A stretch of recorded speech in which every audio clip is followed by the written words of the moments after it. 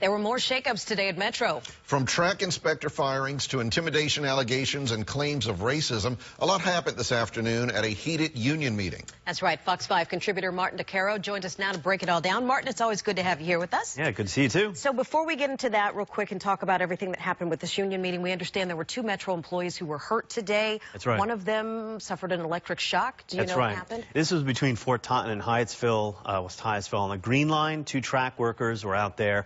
One worker holding a metal rod contacted accidentally the third rail. Okay. He was shocked. Another worker coming to his aid was also injured. Both non-life-threatening injuries, so they're both very lucky. The third rail carries 750 volts. It's deadly.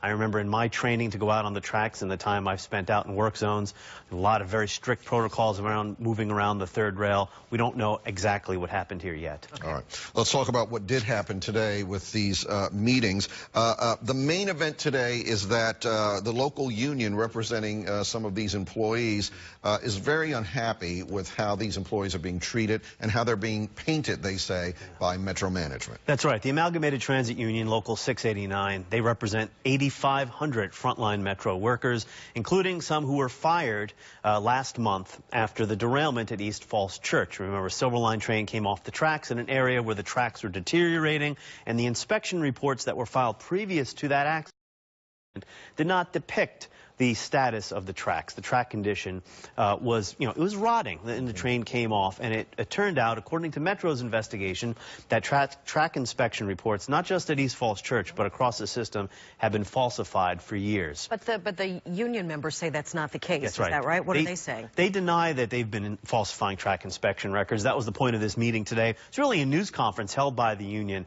They went on the offensive today. And remember, this is all happening while there's a contract negotiation going on. So union leadership has said for decades now, management of Metro has set employees up to fail, placing them in situations where they're afraid to report problems, where they're conditioned to fill out reports incorrectly because their workloads are excessive and it encourages cutting corners.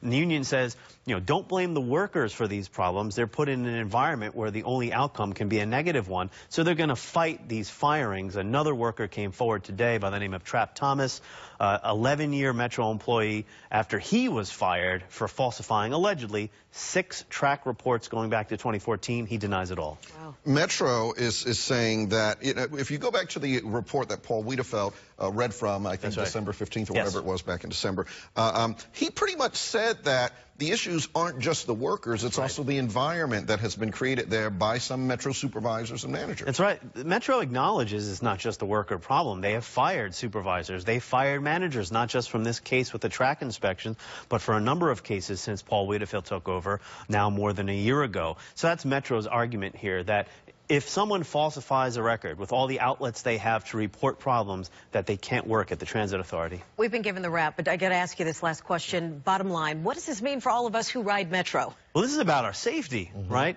And we have workers blaming management firing back, independent experts saying that oversight of Metro from the federal government's never really been strong enough, while all the jurisdictions that contribute to Metro are supposed to set up an independent safety commission this year. It's questionable whether that's going to happen on time. This is really about our safety. Riders want the folks in charge to get it straightened out so they can be confident that there won't be more derailments and fatalities. All right.